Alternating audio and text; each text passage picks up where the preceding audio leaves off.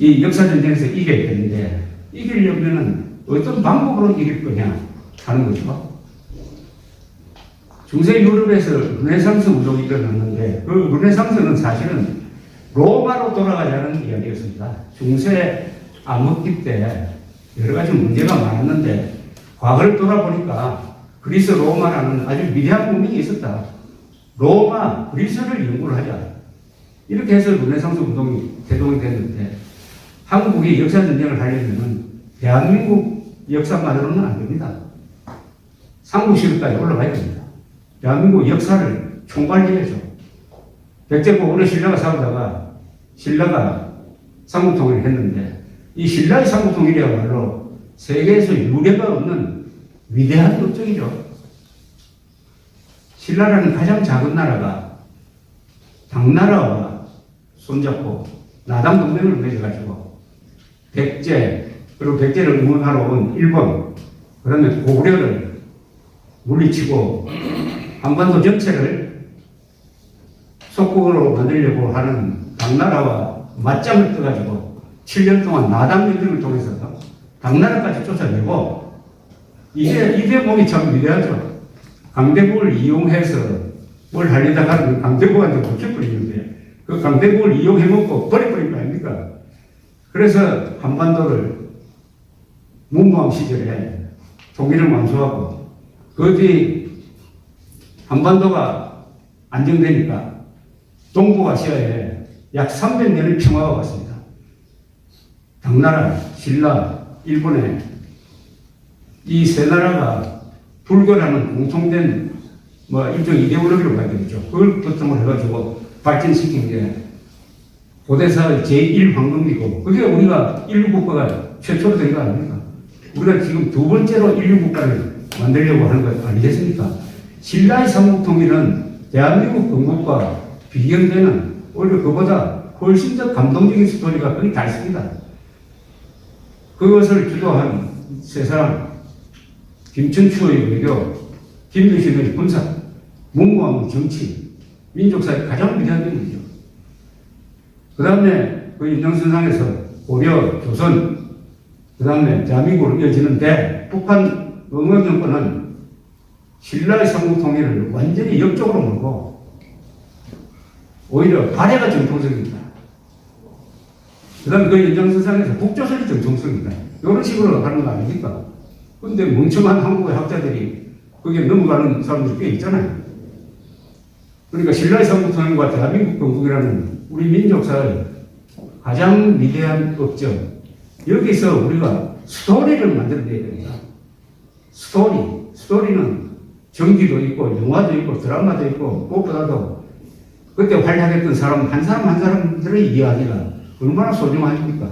아니, 중국의 삼국지에 비해서 우리 삼국통일이나 대한민국 건국이 못한 게 뭐가 있습니까?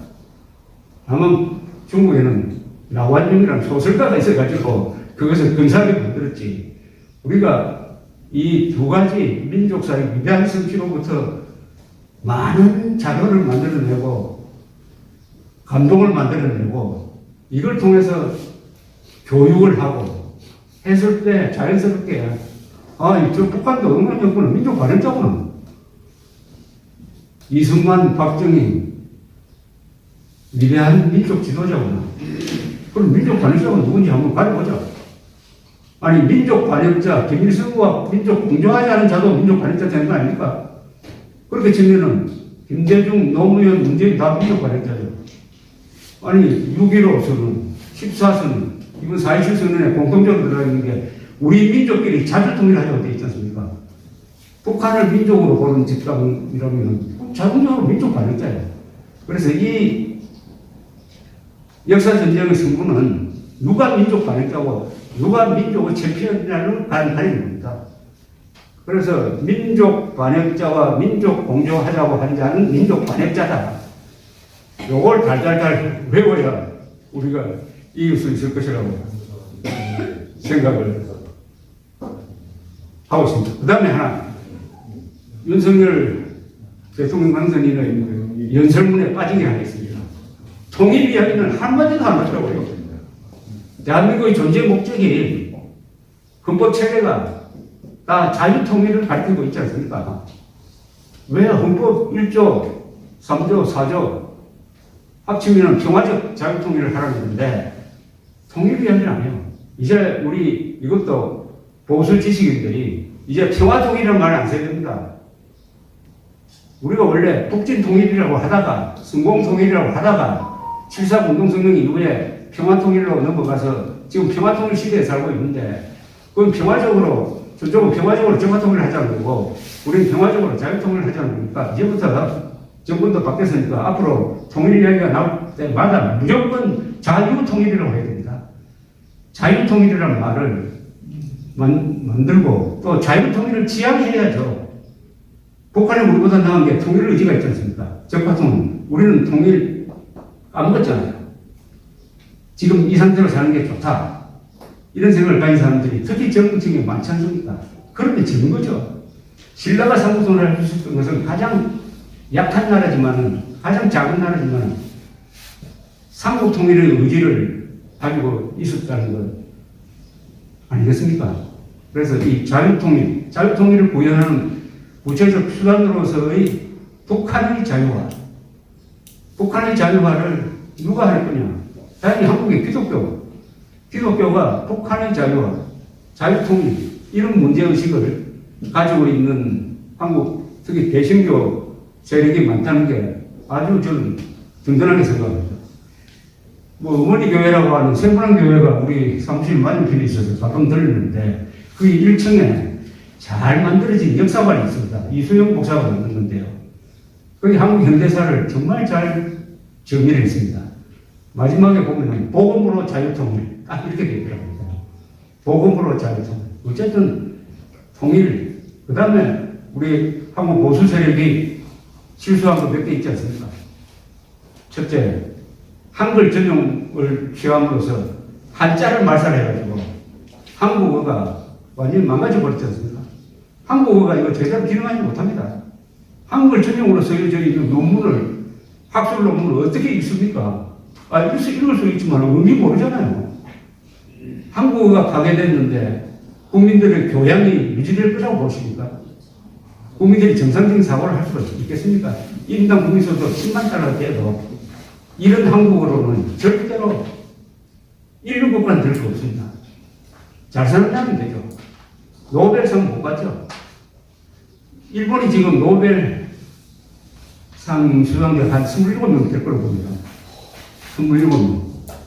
21세기에 들어와서는 거의 매년 일본이 노벨상을 한 사람씩 유출합니다. 거의 대부분이 과학부죠. 거기서 어디서 나왔겠습니까? 언어로 말하면 일본 사람들이 가지고 있는 일본어 실력이라고 저는 봅니다. 한글 전용으로 가면은 고급 학문이나 문학은 절대로 만들어질 수 없다고 생각합니다. 그걸 이승만, 박정희 두 분이 한글 전용으로 가버렸다는 것. 그 다음에 인류고등학교 없앤 것. 아니, 어느 나라든지 국가 엘리트는 대학이 아니라 고등학교 과정에서 만들어진 거 아닙니까? 감수성이. 그걸 우리 보수 손으로 인류 없애고 있습니다. 그 다음에 자주국방 의지를 사실은 포기한 거 아닙니까? 한미동맹만 이야기하다가, 아니, 공격당하면 무슨 응징을 해놓고 미국 대통령한테 전화를 해야지.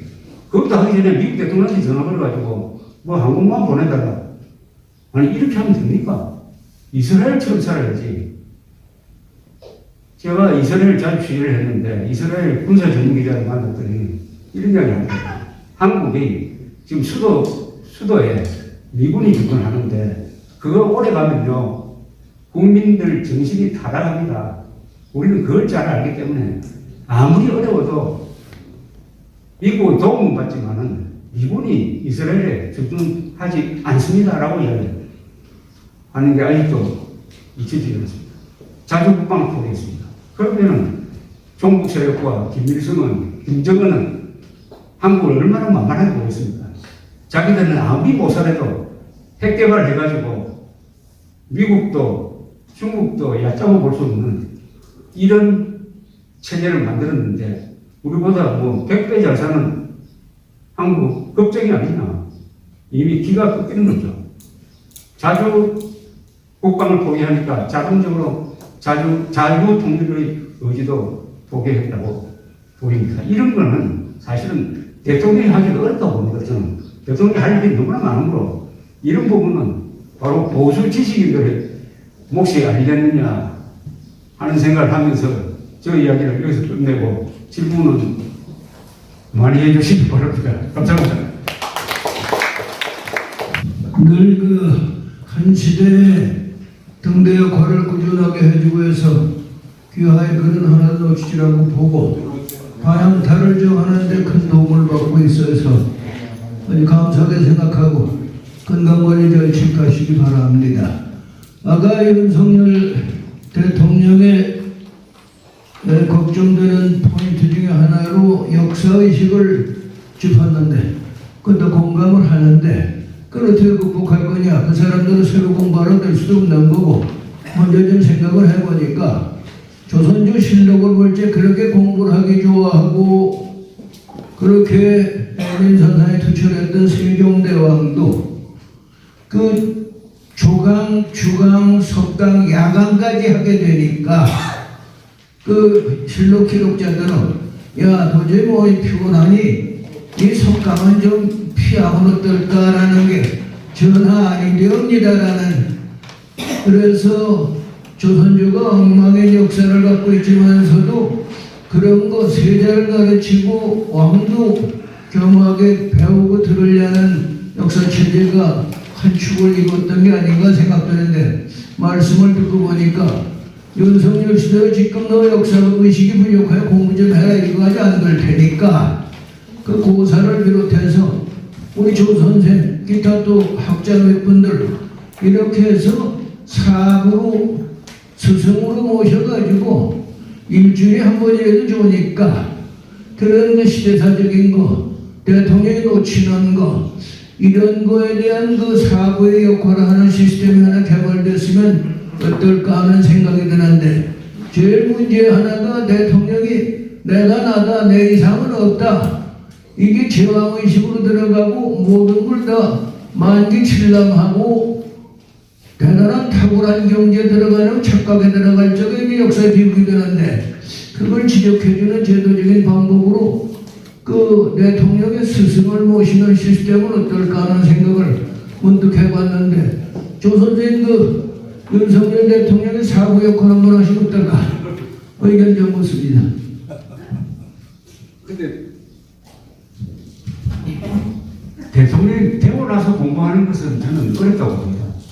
대통령 되기 전에는 괜찮은데 대통령 되고 나면은 24시간이 무자랐지 않습니까? 그 시간에 어떻게 더구나 이 부분은 인생관과 관계되는 건데 그걸 바꿀 수 있느냐? 그것보다는 보수 지식인들이 비판을 하는 게 좋다고 봅니다. 상대 좌파의 비판은 아마 안 들을 겁니다. 그러나 나라를 걱정하고 자기 편 사람들이 비판을 하면은 그걸 듣지 않을까요? 그래서 오늘 주제가 그겁니다. 보수, 한국의 보수라고 했을 때 저는 지식인을 이야기합니다. 한국 보수를 구성하는 보통 사람들은 건전합니다. 10조 원 뿌려도 안 넘어가잖아요. 문제는 지식인입니다. 보수 지식인들이 팬클럽을 하니까 문제되는 겁니다. 제가 보니까 보수에서 한 60%는 팬클럽이에요. 나머지 10%는 또 무조건 반대하는 사람입니다. 그 중간에 한 30%가 비판적 지지자인데 비판적 지지자의 목소리가 더 커져야 된다고 생각합니다. 그리고 사람들도 윤석열 망하라고 지금 비판하는 건 아니잖아요. 잘하는 건 잘한다고 그러고 못하는 건 못한다고 그러고 그런 점에서 청와대 이전에 보수 지식인들의 비판이 없고 오히려 박수만 있었다. 이게 윤석열 대통령에 대해 오히려 보수를 의심여기는 그런 계기가 됐다 저는 봅니다. 감사합니다. 두 번째. 저 강의님 잘 들었습니다. 저는 아까 사전투표 말씀을 하셨는데 저도 사전투표를 해야 하느냐 안 해야 하느냐 좀 헷갈려가지고 임명진 목사님입니까? 그 양반이 유튜브에 나와가지고 자기 같으면 본투표를 하겠다. 사전투표를 하는 거는 부정선거가 그 여지가 많이 있으니까 이왕이면 되도록이면 시간이 있으면은 본투표를 하라 해서 제가 또 그분의 말씀이야 엄정한 중립에 있는 사람이니까 그게 따라가지고 본투표를 한 바 있습니다. 저는 지난 선거에서 우리 자유민주주의와 시간경제를 지키자고 하는 많은 국민들이 애를 쓰셨다고 봅니다.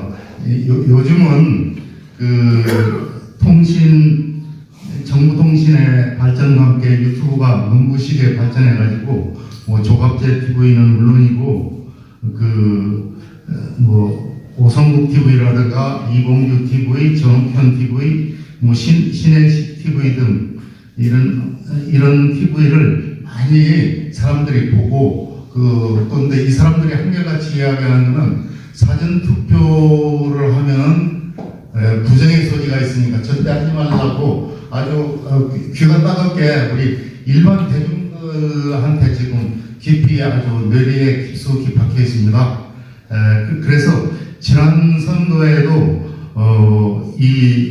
아까 도면한 그런 TV들이 상당히 윤석열 승리에 도움을 줬다는 건 뭐 주지 사실이라고 이렇게 봅니다.